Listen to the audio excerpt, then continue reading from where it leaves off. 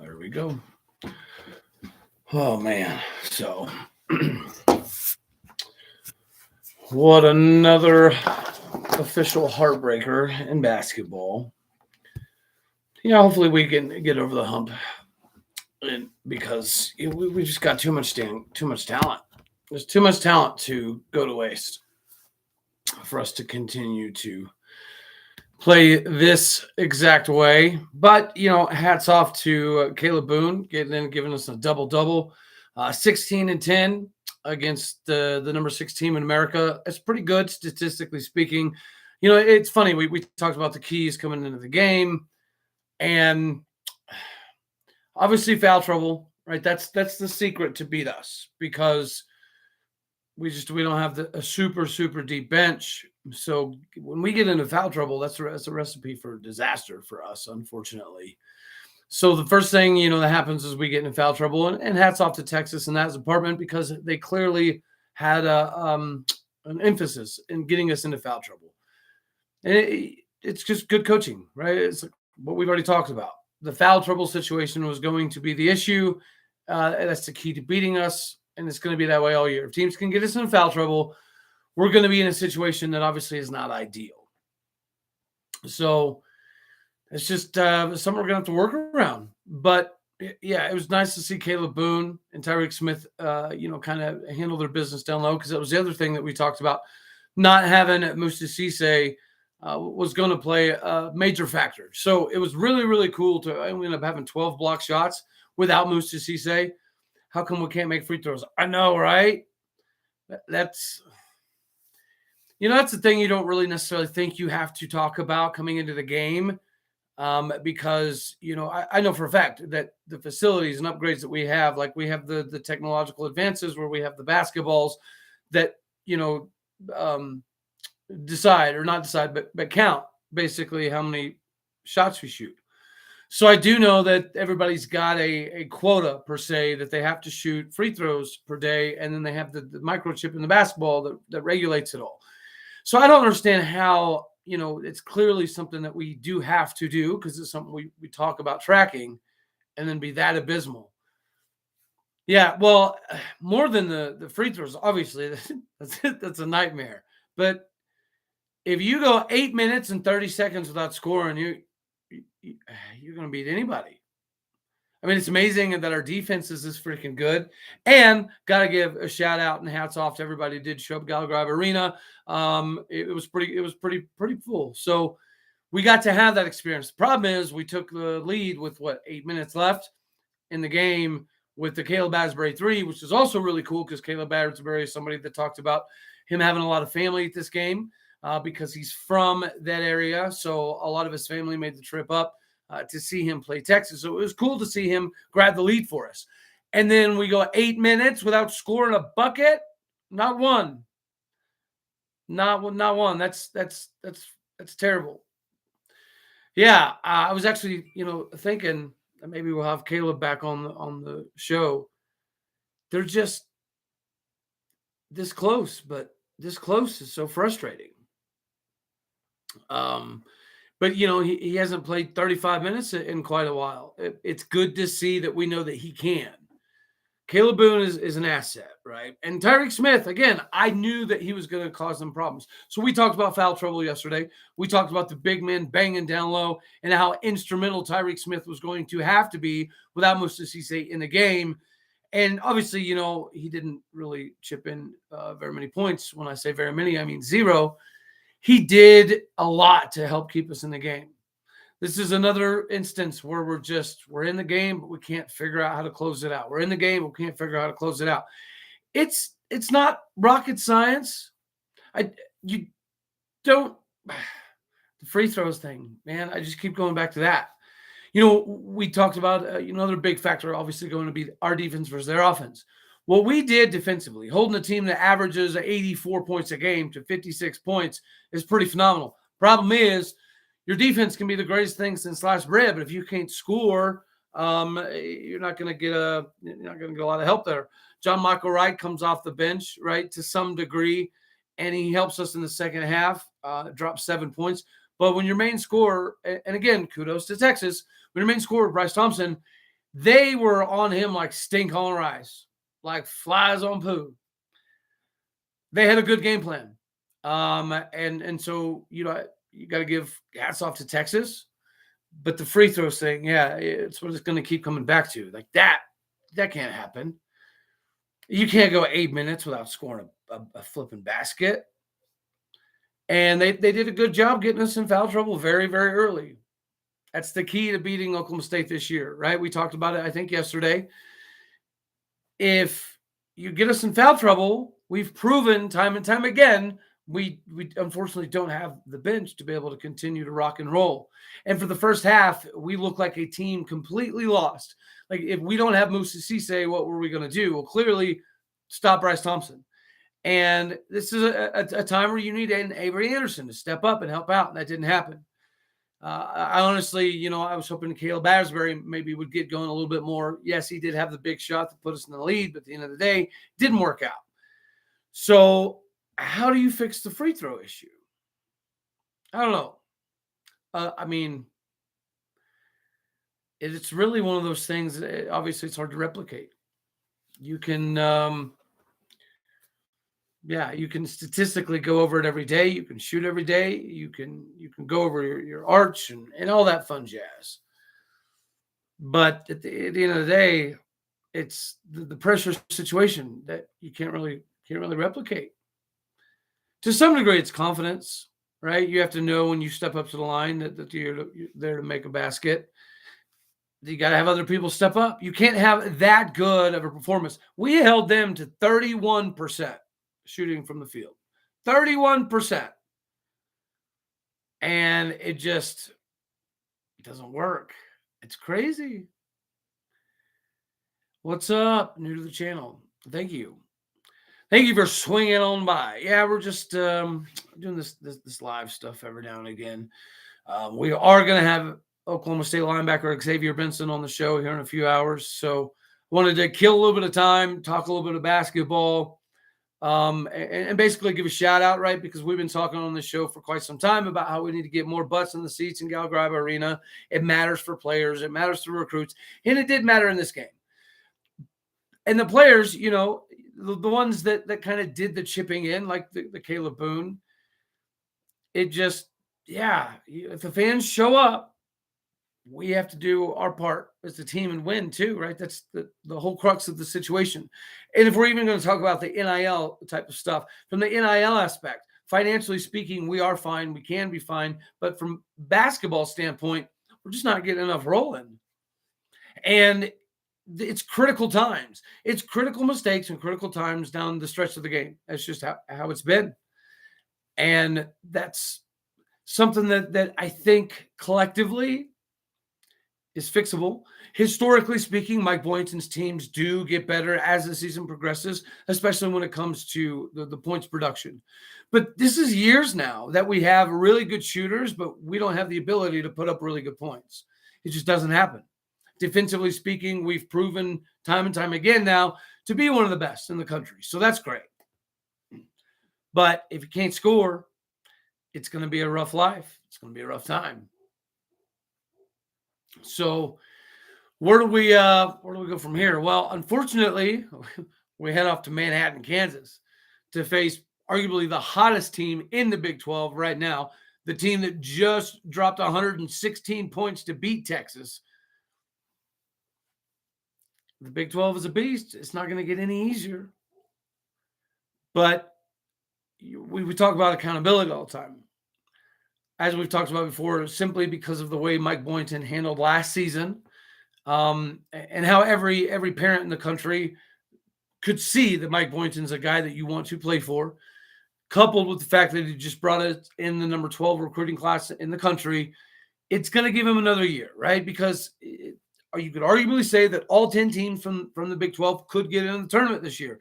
Is it going to happen? No. Bureaucratically, we know good and daggone well it's not going to take place. But it's possible that you have 10 teams that have the talent to get in, which means the beauty of the Big 12 is you're basically competing not to be the last place team, right? If there's some political bureaucratic stuff that kind of kicks in that prevents 10 teams from getting in the tournament, that means at least 9 is a possibility. We know 8's a possibility, right? It's a done deal. It's been done before.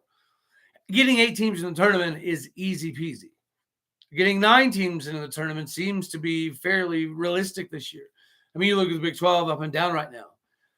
It's pretty wild, the amount of talent that's in the Big 12. And when you talk about the financial side of things, it blows my mind that we're still not getting the respect we deserve nationally in the Big 12, even though the same people, right, who want to talk bad are the same ones who also talk about how strong the conference schedule is.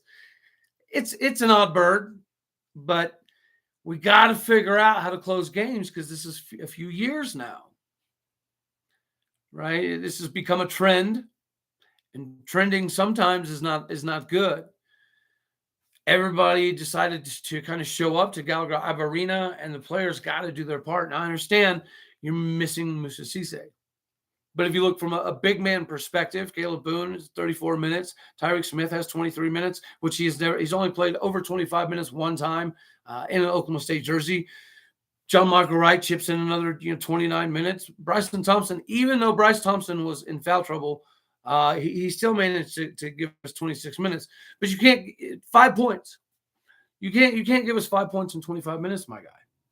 You are the premier scorer. You and Musa Cisse are the ones that are supposed to be playing in the NBA level. Caleb Boone has proven he has the ability, but Caleb Boone hasn't provided enough consistency. But if we're going to look at the bright side of things, which we try to do every now and again, if we get Musa back and we can get Caleb to play this game, then you have the true definition of the Twin Towers, which is something that we were hoping to see coming in the season. Instead of seeing the Twin Towers operate together, sometimes it's more of they operate independently, right? Which I've found kind of odd all year. And then clearly Tyreek Smith knows how to get some business done down low when need be.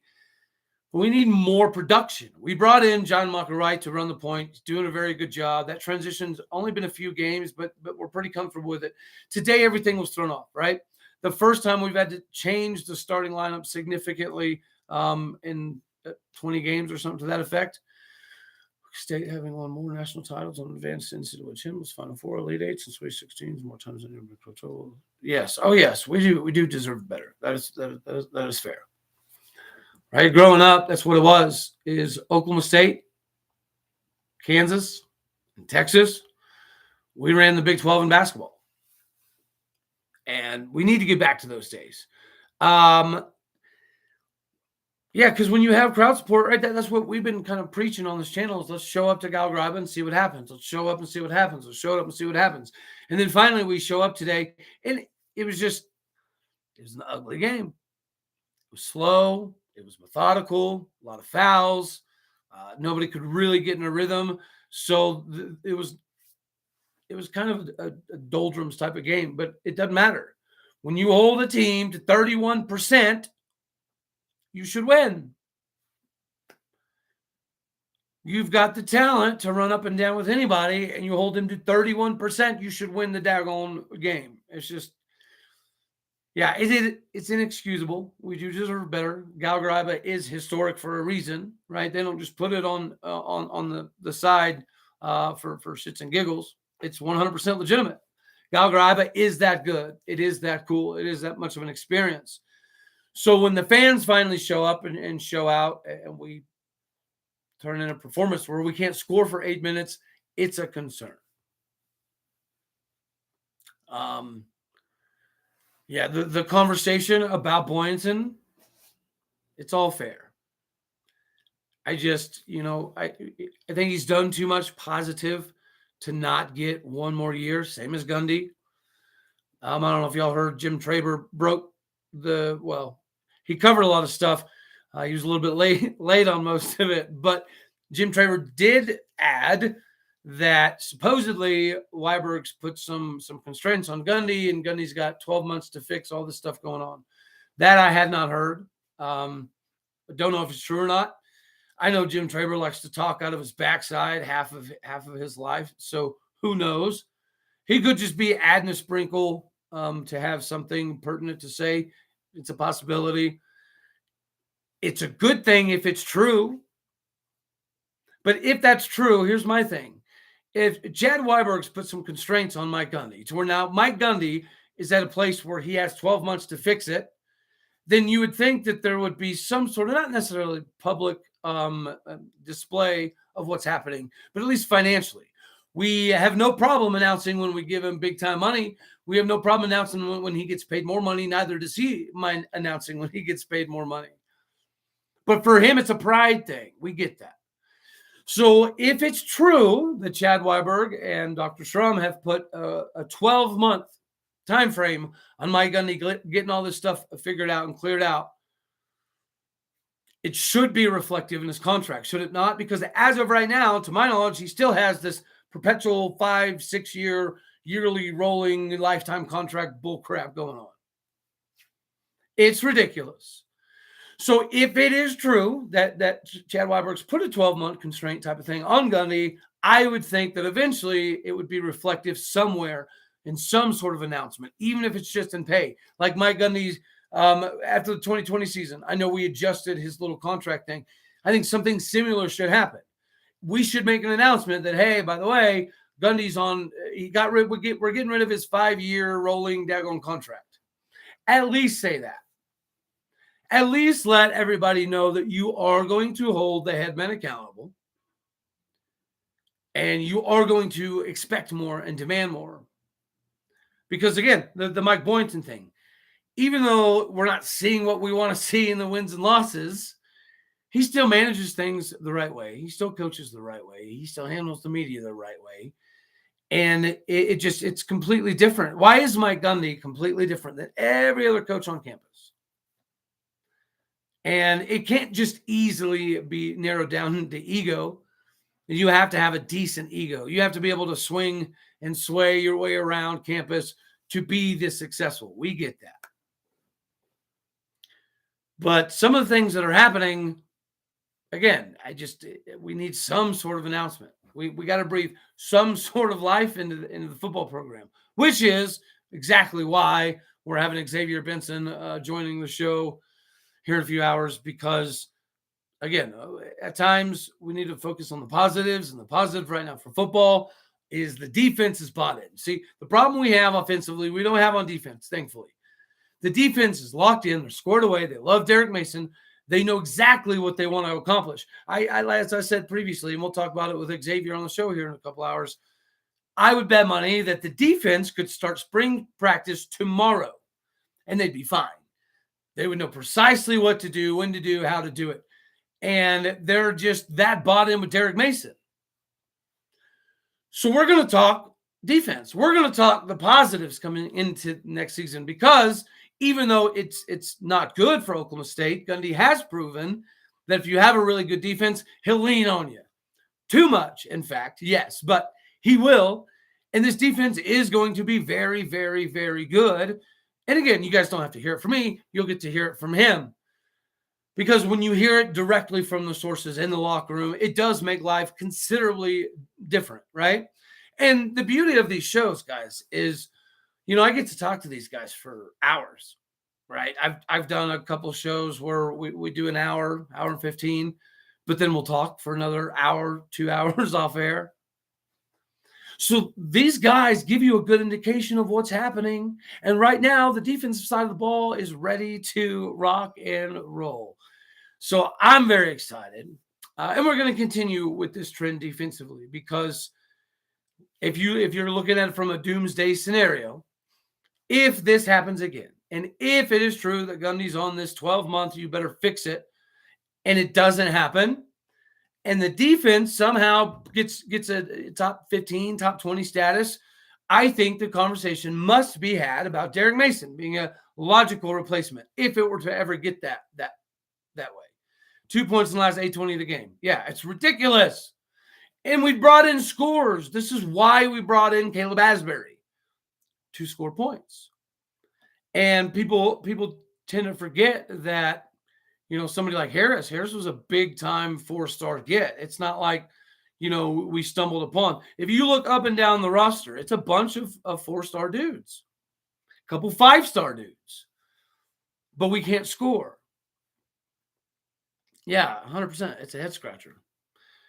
I don't get it. I don't get it. But we've still got time to fix it. As we've said, before, basketball, all we got to do is finish top 8, top 9, and you're in the dance. And if you're dangerous enough, as every team in the Big 12 is, right now, every single team in the Big 12 can play with any top 10 team at any point in time. So every win, it's scored a little bit differently, right? It's scored a little bit higher when you win a dub or take a W in a Big 12 game, especially on the road. It does a lot. Guys, we should have beat KU, and we had multiple opportunities in this game to beat Texas. So you can argue we should have beat Texas. We had multiple opportunities to beat UConn. So you could argue we should have beat UConn.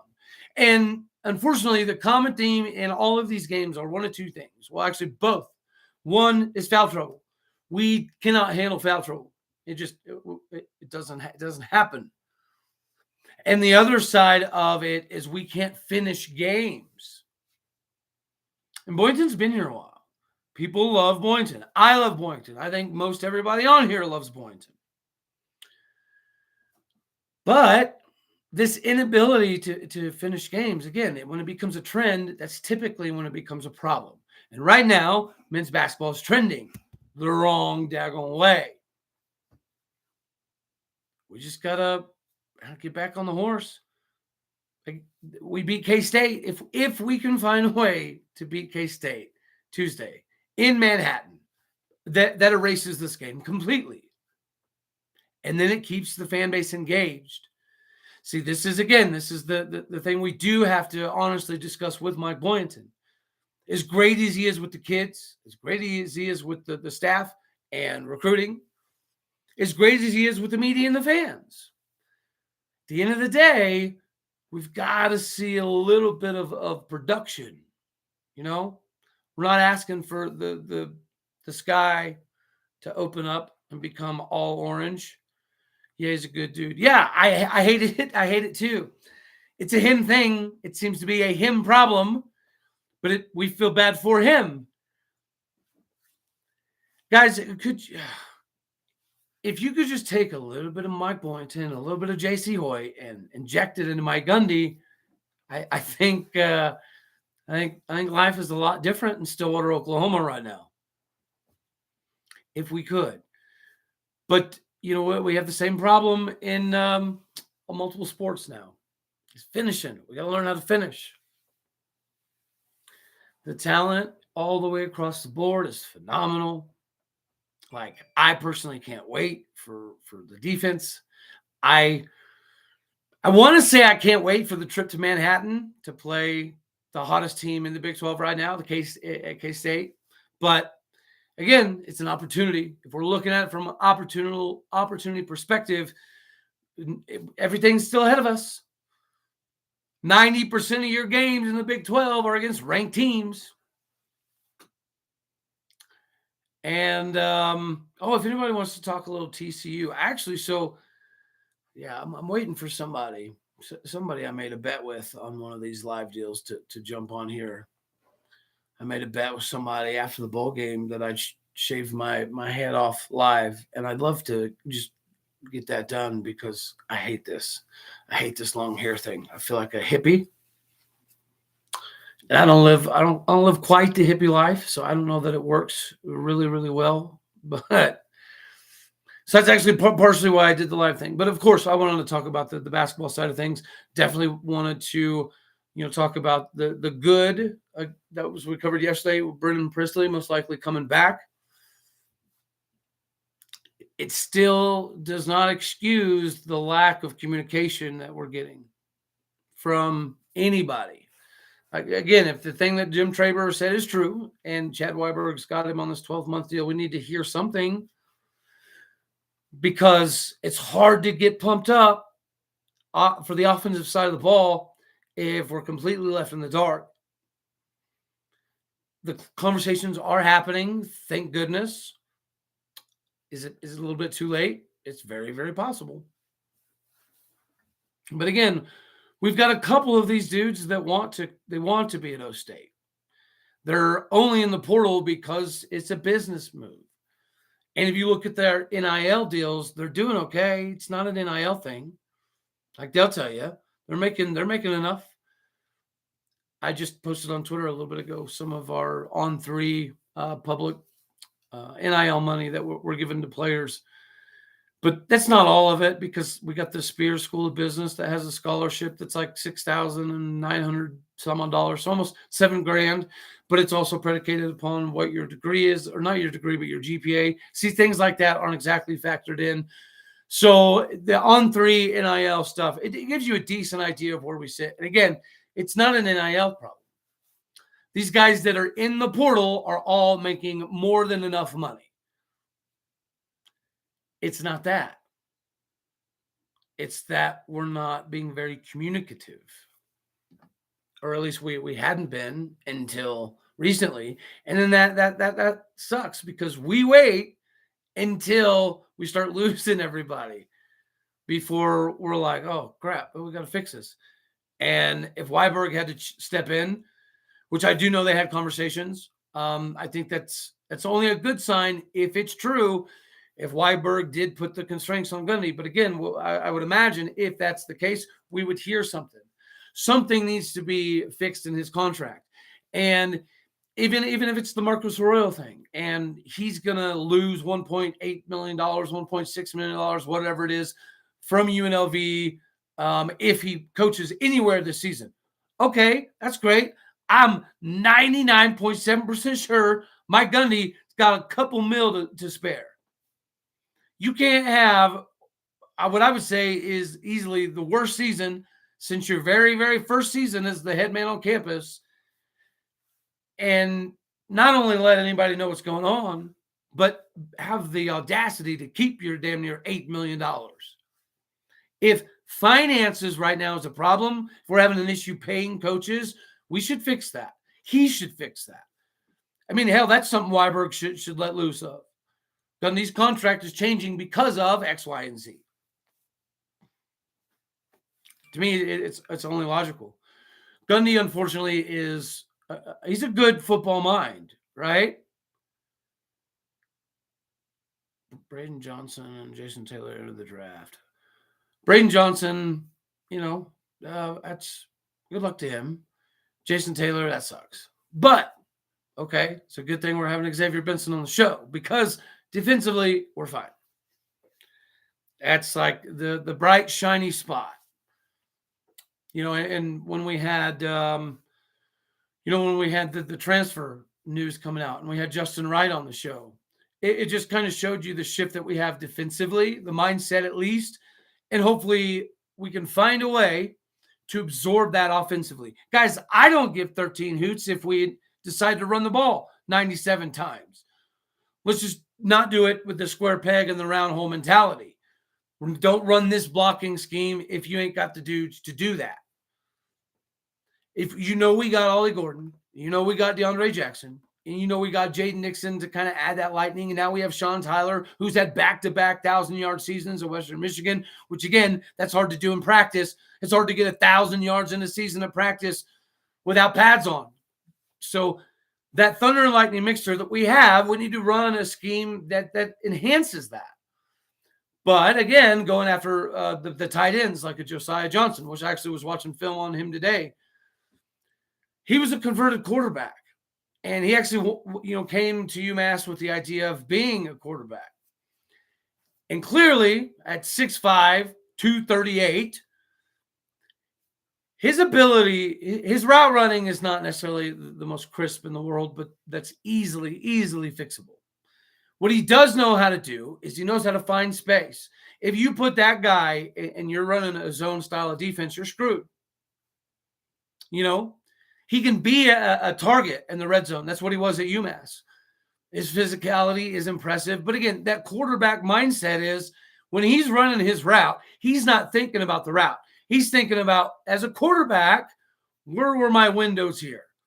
And that's very, very beneficial to him. That's why he's so good at out routes. Yeah, he cheats a little bit on his out routes, but he knows precisely where the quarterback is trying to throw the football. So if we have an offense that's predicated upon throwing to spots, which we do, That's 100%. I can guarantee you that. We throw to spots. We're not an offense that's necessarily looking at the route concepts, which is why our route concepts have been very elementary. The last 2 years, ain't nobody can say our wide receiver route concepts have been good or successful. So now you add somebody like that. And then again, we're still going after that, a couple 6'7" dudes to play wide receiver. So the cowboy back position seems to be a thing of the dinosaur ages, which is awesome. Thank you to whoever made that decision. And I would love to tell myself, don't know if it's true at all, but I would love to tell myself that Chad Weiberg has a hand in this. If Chad Weiberg has the cojones to go to Gundy and say, listen, man, love you, big fan, known you for a long time, but if you don't fix this shizness, you gotta change, man. I would love for that to be the case. Please tell me, dear 8-pound, 11-ounce baby Jesus, that Chad Weiberg is the one that is pulling some strings here and making some things happen. Because once again, we have adjusted offensively. And I do think part of that is, yes, you have wide receivers leaving because of the issues. Fact. Yes, you have wide receivers leaving because of the quarterback situation. That's a fact. Yes, we have wide receivers leaving because of the inept ability to run an offense. These dudes came to Oklahoma State University because of the wide receiver thing. There's not very many schools. You can't name more than on one hand how many schools are better than Oklahoma State University traditionally in the last 10 to 12 years at producing wide receivers. So these guys are coming here for that. Yet we're not running an offense that showcases anything. And even if somebody talked yesterday on Twitter about if you had to right now, would you pick Spencer Sanders or Brennan Armstrong, the transfer from Virginia that looks like he's going to NC State? Although right a week before the bowl game, he had said he was down to Oklahoma State and Wisconsin. And the reason that, like I said, I would prefer Spencer Sanders because right now we just need something to keep the locker room together. And even if it's not an ideal scenario, we need something to happen. And even if the Brim Presley thing, I've heard from a few people now that it does appear that his conversations the other day did go very well, and he will be returning. Hopefully that is the case. But again, if it is, why are we not putting it out there? Heck, we got Josiah Johnson, this tight end we've been talking about. Why are we not putting that out there? It's just, I don't get it. I don't understand what we're doing. Even from a marketing perspective, we cannot stand on a platform and yell, we have a logo too, and then disintegrate into the oblivion of confusion, and then be one position and one coach that seems to be causing a large portion of these issues. I mean, you do have deficiencies with Tim Rattay. That's a fact. There's people that have talked about him being at camps joking about how he doesn't recruit guys that are taller than 6'1" because he can't coach them. Like, if you're saying that multiple times at multiple camps, like, you got to find a different go-to joke, my guy, because it's not a good look. Obviously, luckily, Zane Flores didn't hear that or think that, which is a great thing. But yeah, if we're not doing any shakeups on the offense, then we've got problems. And if Weiberg did step in and swing his bat a little bit and force Gundy's hand, we should hear something. This keep everything on the down low, hush, hush, McGee stuff that Gundy does, it is so frustrating. And again, it's just the lack of communication. If we know about it, how do these coaches just now find out we've got all these problems? Makes no sense. Yes, you're right. We got big problems somewhere.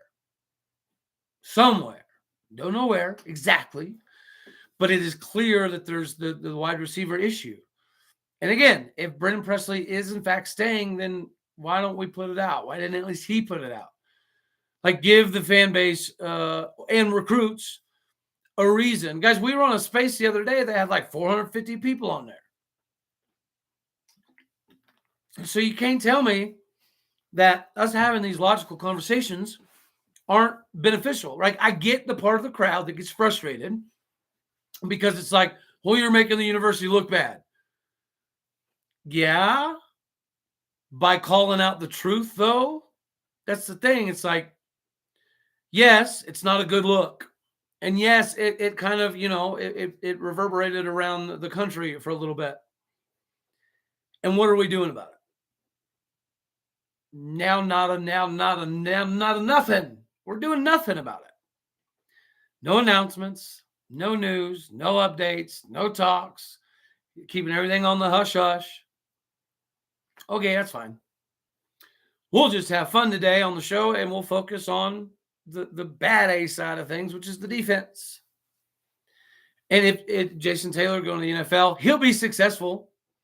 He'll be somebody that I think reps Cowboy Nation pretty daggone well.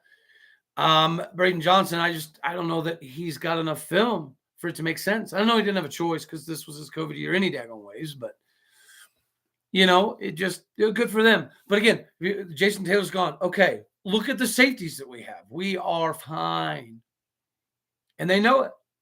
These guys on defense are very well aware of how good they're going to be. That's why there's been this disassociation.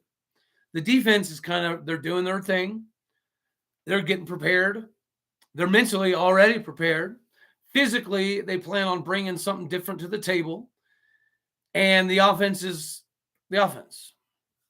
The offense will fix itself or it won't. So it is good that we have that mentality. I love that we have that attitude from a defensive perspective.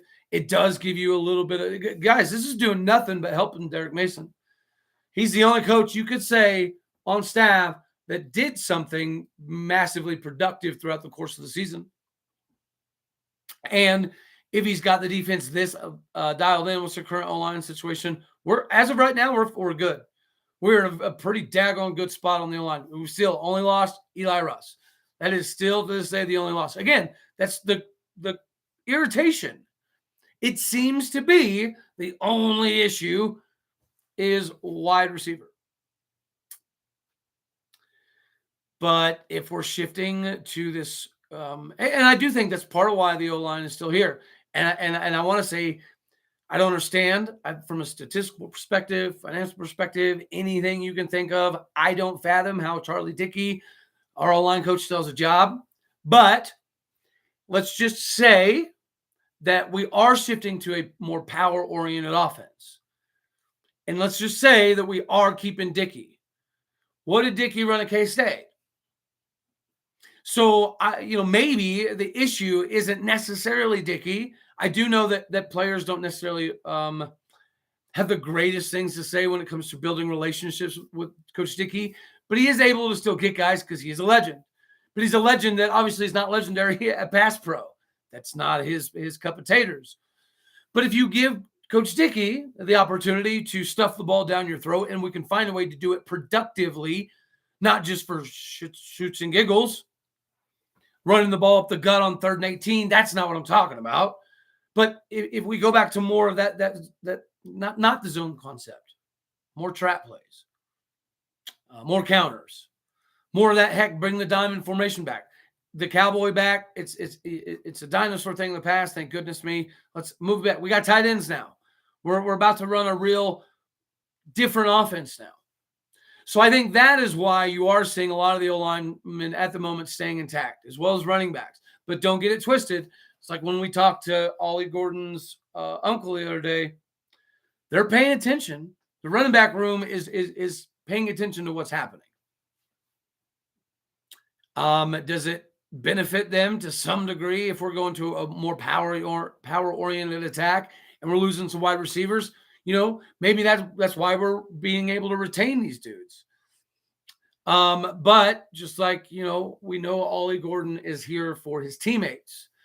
So if too many of his teammates leave, they're going to make a business decision. That's why, again, we got to stop this bleeding. It would help our offense to use more clock. Yeah, I mean, yes. And that's the thing is he's always wanted to be a running guy. Like he's talked about how great it was in his day that all he had to do was take the ball, turn around, and hand it to Barry Sanders, Thurman Thomas, or get a quick pass off to Hartley Dykes. And then he had the best front row seat and to watch all the cool stuff that happens. And then, like West Virginia, we decided to throw the ball. Wasn't it at one point in time we threw the ball like 13 times in a row. And yeah, it's like our offenses, we're just so one-dimensional, and everybody knows it. That's partially why Spencer Sanders did not want to come back. Right. The ball's raining, it's raining. The ball is cold, it's wet, it gets harder. It doesn't make sense. So if again this stuff is true, I would love for us to be announcing some stuff, because I hate that we're just keeping the lid on all this crap, keeping everybody in the dark. That doesn't help. And we act like fans have this massive disassociation from the recruits and recruits' parents. Once again, when you got an audience of 450, 500 people, there was a lot of parents in there, and former parents wide receivers. It is what it is. I don't necessarily think that it's beneficial to keep this stuff hidden in the dark if it's something that needs to change.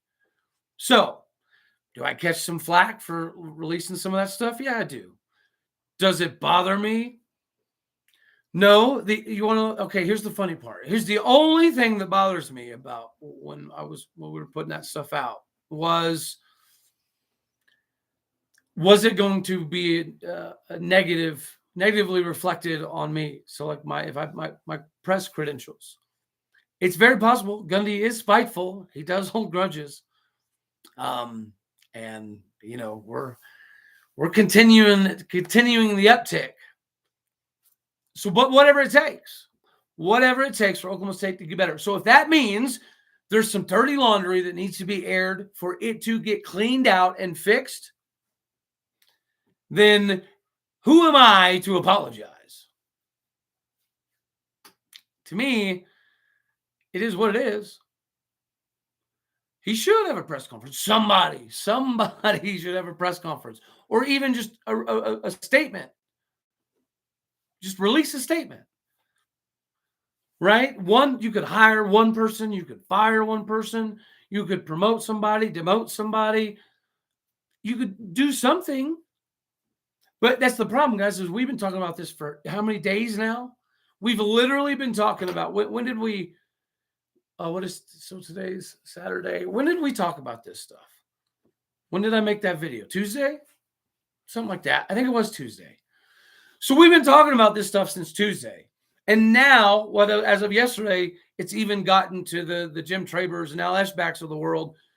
So, it is something that has been forced to be addressed now.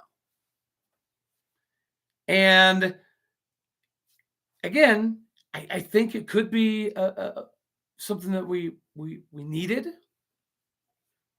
because there was a slight. It's like when you remove the mole that's potentially cancerous. Why wait until it becomes a daggone full-on cancer? There's no point. But that's what we did. That's what we did in the wide receiver room and the offensive room in general.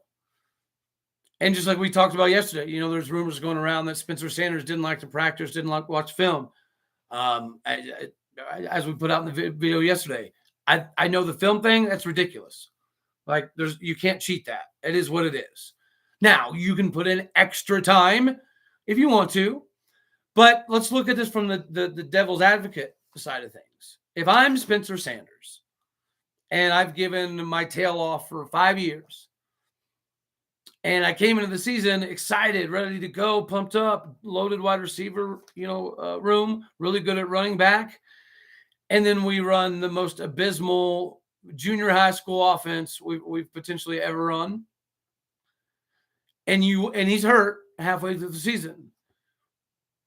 As just a person, would you love going to practice and watching extra film to know that anytime you get in the game, it's not going to be anything different? You're going to do the same thing, run the same plays at the same times, the same down markers. If any of that Spencer stuff is true, I can't blame him. I couldn't, because it's terrible. The offense was atrocious. Coaching checked out after TCU. Dude, I would say the players are the ones that checked out because of the coaching after TCU.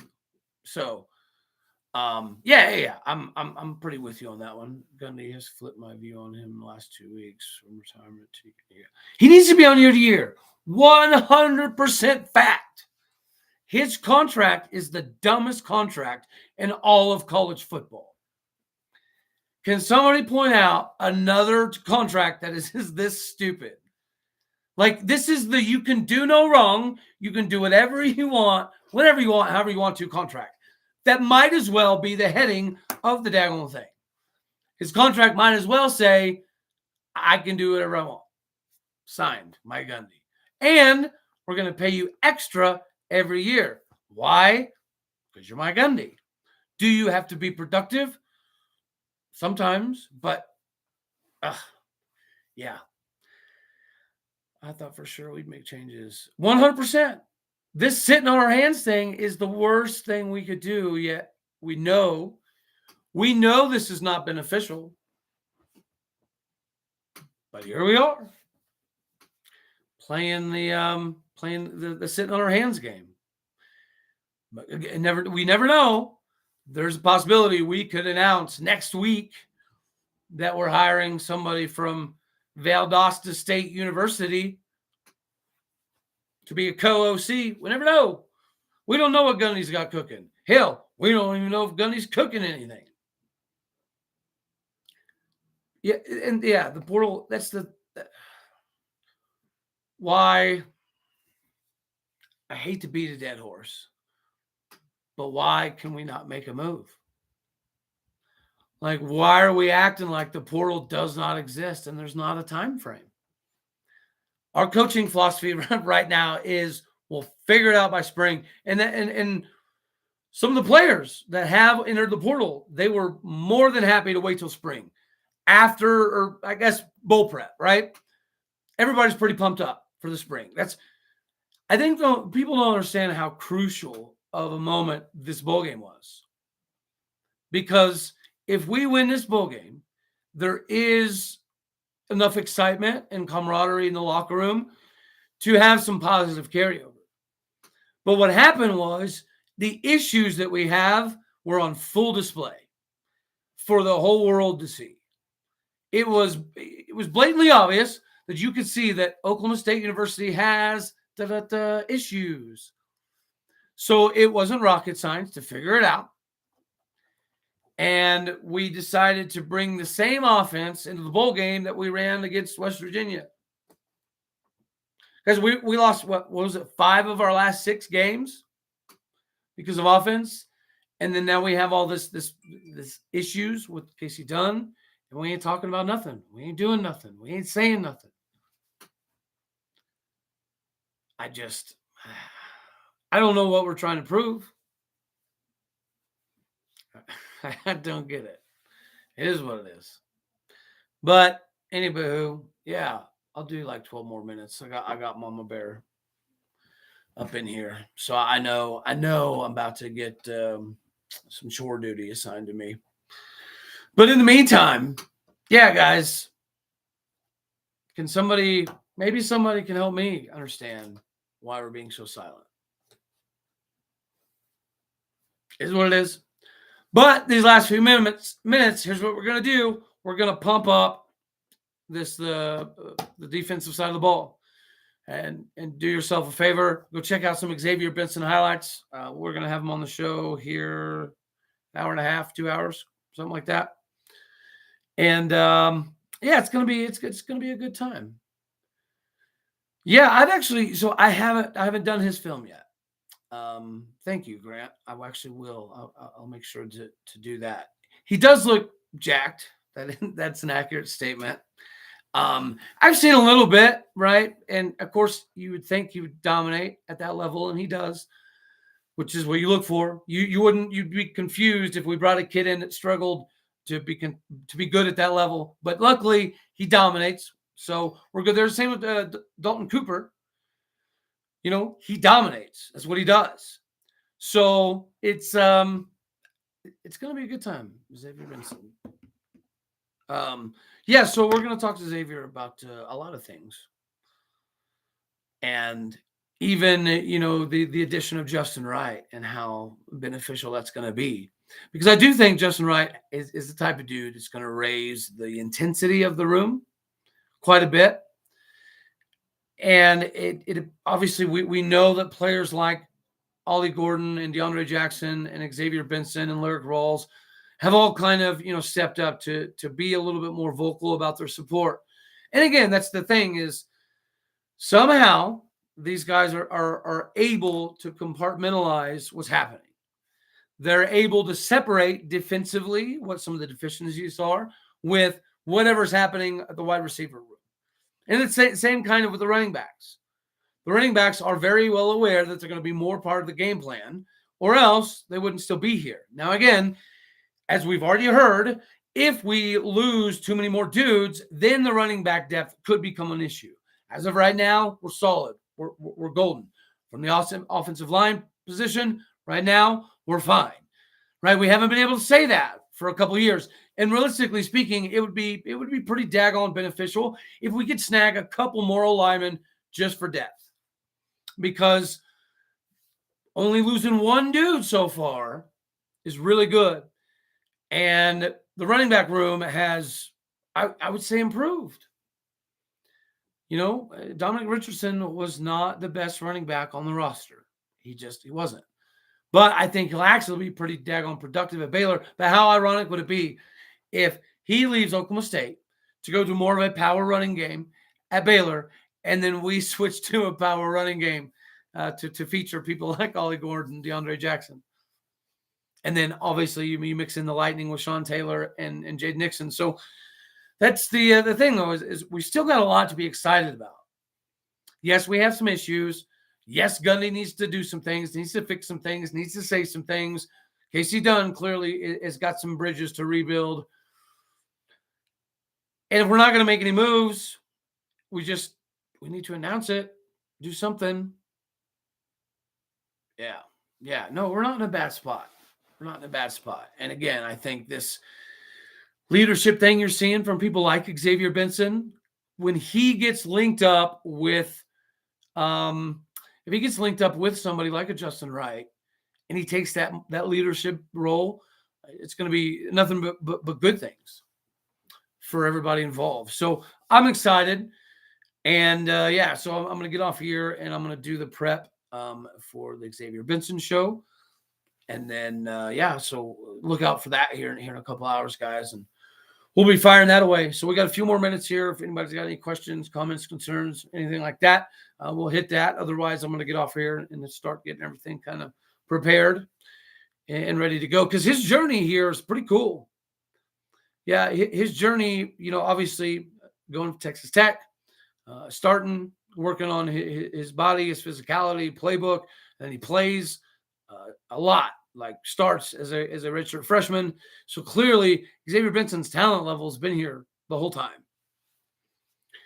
Sometimes I wonder what's happening on the blitzes, which I'm going to ask him about on the show, because I am curious. Because when you watch film, sometimes it looks like we're doing a delayed blitz, but if the defensive linemen aren't doing any kind of stunts or twists, or even if they're going head up and we're not making the differentiation, I am confused about that, because Xavier Benson, well, you saw it in the bowl game when Lamont Bishop blitzed. We're like blitzing the spots, but they're like delayed blitzes. I don't know. It's an odd thing that I definitely want to ask him about, because that's my confusion. But yeah, his journey is really cool. And then, we got to remember, if I recall correctly, he took a year off. So he decided to, I can't remember exactly what it was, but there was a decent amount of people that for the COVID year, they opted out. That's what it is. They opted out of the season. And evidently that doesn't count against their eligibility, and they still get a COVID year. So it's kind of weird, right? His journey is a little bit different. But the talent level is just crazy on this defense, y'all. And we're young. But, if we have as good of a season as I think that we very possibly can have on the defense side of the ball, Derek Mason's gone. So once again, this is hands down, not even close, the biggest year in Gundy's tenure. Gundy has to turn this ship around real quick, fast, and in a hurry because the Big 12 is improving, right? I know people from the other conferences that want to hem and haw. They can shut the hell up because it's a fact. You can pretend that the Pac-12 is close. Not true. You can pretend that the ACC is close. It's not true. And as we've talked about before, guys, it's all marketing. We know good and daggone well that the bottom half of the Big Ten, the bottom half of the SEC, it's not the same as the Big 12. Basketball is a perfect example, but football obviously is as well. You got to show up every week. Kansas is no longer a game. You can just go play. Iowa State is a team that although they had an offseason as well, you never know when Matt Campbell's going to have them humming again. Dave Aranda's a good coach. Brett Venables OU just had their best recruiting class in the history of their program. I mean, and I don't think the SEC has anything to do with that. And I think they realize that, which is why they're having such a concerted effort in the recruiting department. But yeah, so go TCU, right? Yeah, I got to go fish out some purple somewhere. But as a conference, that would be huge for us. From a recruiting perspective, it's going to suck. It already does suck.